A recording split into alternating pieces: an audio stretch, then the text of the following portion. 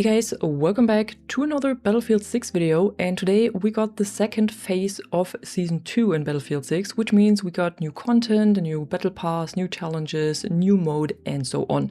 And we're gonna go over everything that we got today, and we start right here on the start screen with the new mode. So this one is called Nightfall. It's a limited time mode that will be available for the next 3 weeks, and this basically brings the darkness to Battlefield 6. It is only played on the new map Hagenthal Base, and this playlist right here is a CQB playlist, which means that there are only the modes Team Deathmatch, Squad Deathmatch, and Domination. And I played it on stream today already, and I'd say it felt pretty okay for a limited time mode.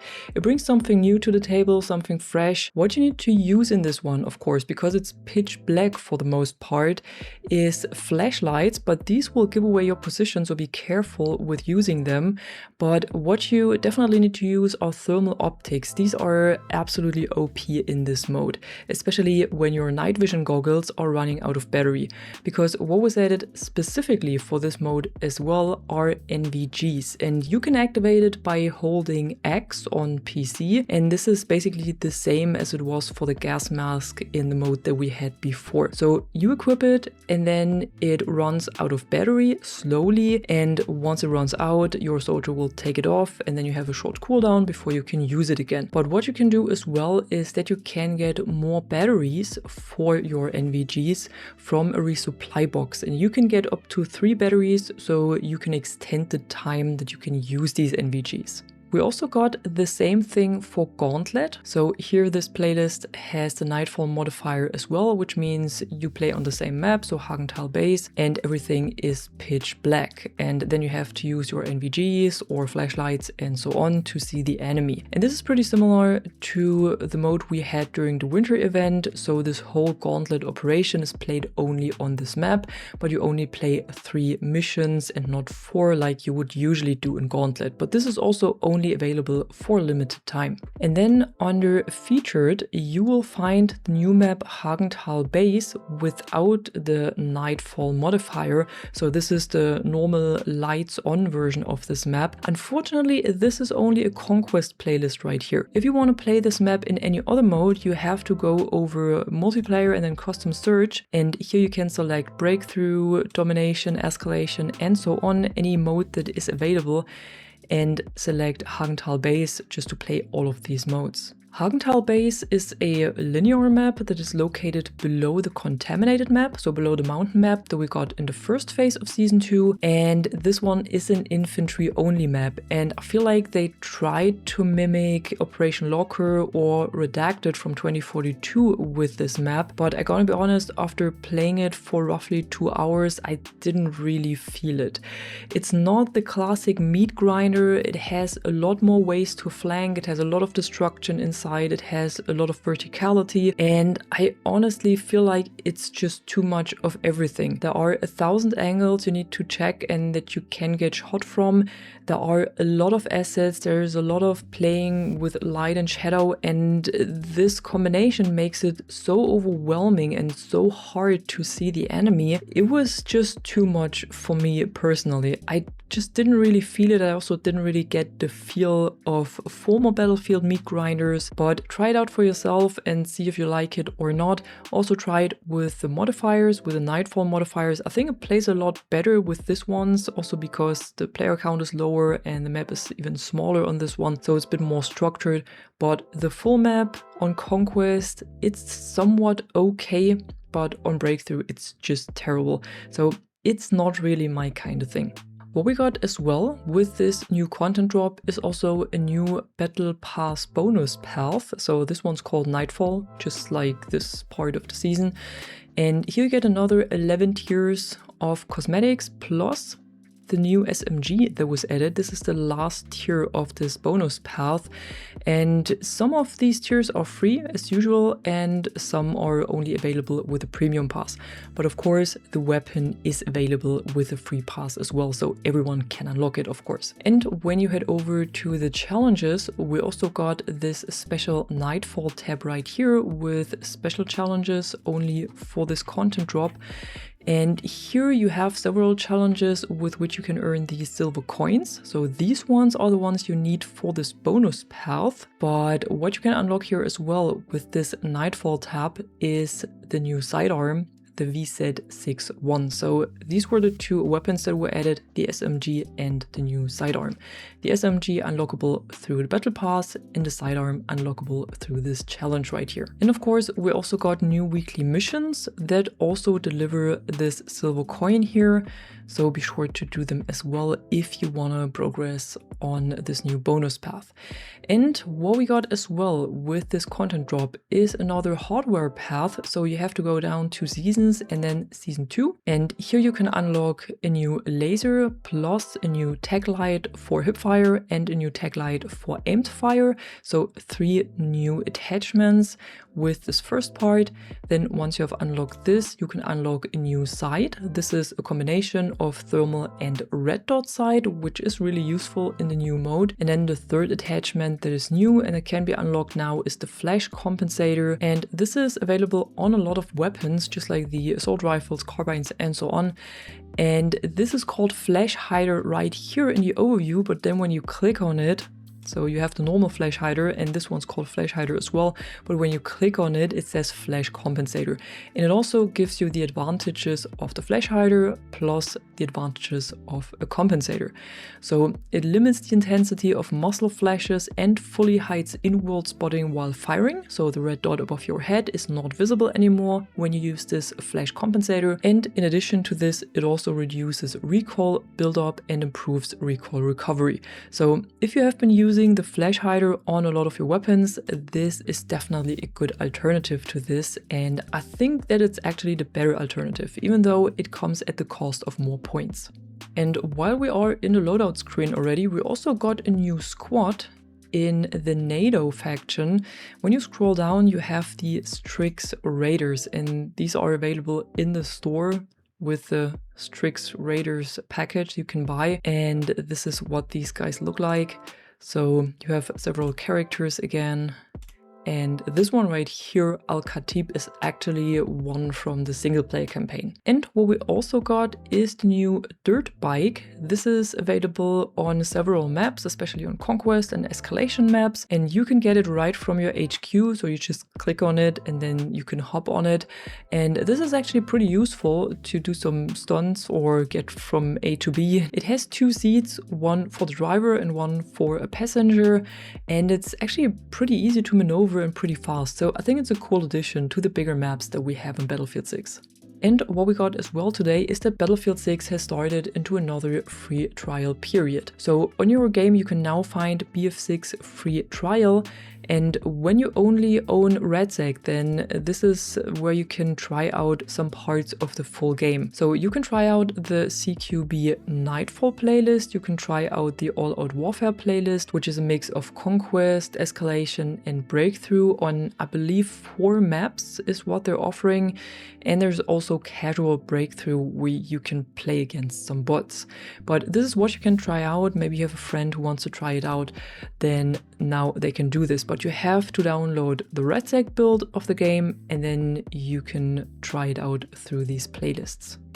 And lastly, we also got some changes with the update that has dropped today. And I'm just gonna read through the most important ones, because this was like a handful or a long list. Actually, not just a handful, this was a long list of smaller fixes with this update, and I'm not gonna read through all of them, but I'm gonna link it for you in the description below if you want to read through it. And we're gonna start with the player changes. So here they resolved an issue where the player could receive fire damage from greater distances than visually indicated, so from greater distances to incendiary grenades, for example. They also resolved an issue where vaulting through a boss window could cause the soldier to be launched. So this was used as a glitch from some players, but this is not possible anymore, or should be.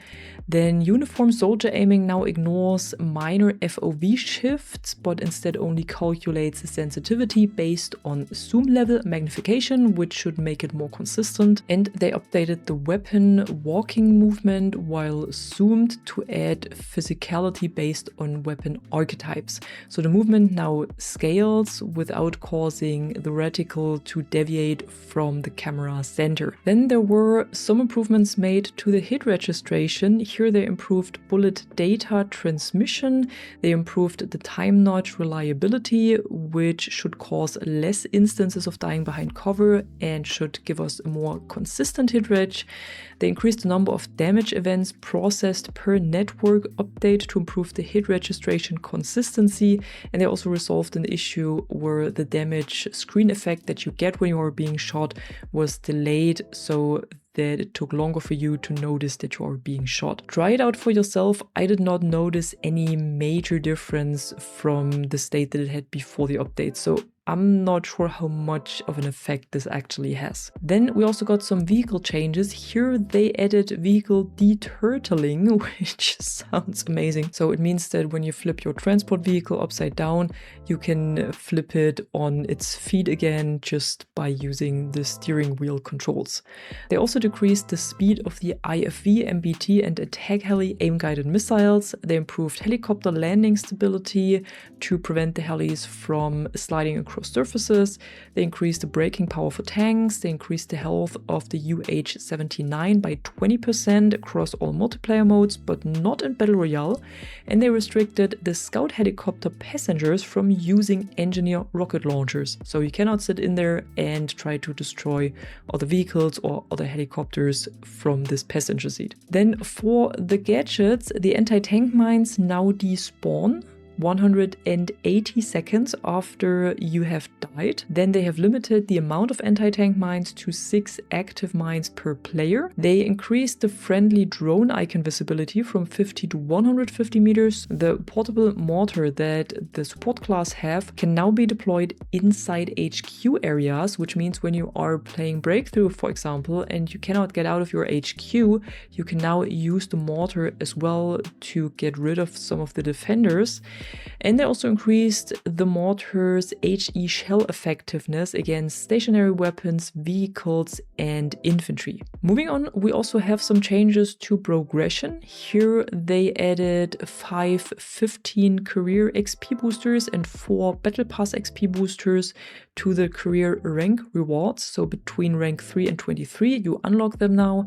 Then camo unlocks for the weapons are moved from mastery ranks 20, 30, and 40 down to 5, 15, and 30 respectively. They further reduced the XP requirements for sidearms by about 60%, so there should be a lot faster now to level up your sidearm. And the remaining weapons got a new XP curve with reduced XP requirements, which means that ranking up weapons and unlocking attachments should now be twice as fast in the early ranks, but overall still 15% faster in total compared to before the update. Then we also got some changes to UI and settings. Here they added a dot crosshair while down for improved ping targeting. They added a robot icon for bots in the scoreboard. They corrected inconsistent new markers on daily and weekly missions. I still have those. I'm not sure if this fix didn't work. They improved Battle Royale inventory behavior, so when you open the inventory now, it hides other UI elements. They improved the controller menu navigation to prevent unintended movement from minimal right stick inputs. They reduced the nearby medics list that you see when you are downed from 6 down to 4. And they corrected an issue where users could not bind joystick mappings. Then we also got some audio improvements. Here they added a new stereo width setting in the audio menu to allow for further spatial customization. They implemented a new footstep mix to improve the clarity in close range encounters. They also improved distance separation from close to mid-range. They improved the distinction between indoor and outdoor footsteps, and they also increased the close to mid-range light loudness for enemy ground vehicles. Nonetheless, when I played, I gotta be honest, it had an effect. It did sound a little bit better from the footsteps, but still there were so many instances, especially when there was a lot going on around me, where I did not hear any footsteps at all. Not even when the guy was standing right behind me doing jumping jacks. Then we also got some new stuff for Portal. Here they added a new camera type called fixed cameras that you can use in Godot to assign them an object ID. They also corrected issues where hosted servers could be missing from the server browser until you refreshed them. And they also finally added the little bird to the spatial editor. And lastly, they also resolved some issues in RedSec. Here they fixed an issue that prevented the sabotage prompt from sometimes not appearing when next to a tank. They also fixed an issue where time nudge could drop below 0 when switching from 30 Hz to 60 Hz during the late stages of Battle Royale. They also lowered airstrike spawns outside of the new point of interest that was added. Previously unopened weapon caches will now be unlocked later on, so you can loot them. Then they resolved instances of anti-vehicle gear crates not having any loot inside of them. And here they also improved the audio mix in Battle Royale, especially when you are close to the ring. And also the spotting has been updated to have it more easily recognizable from the sound, and they also increased the volume of squad pings. And that was it for today. Tell me what you think about all of this, and especially about the new map and about the new mode in the comments below.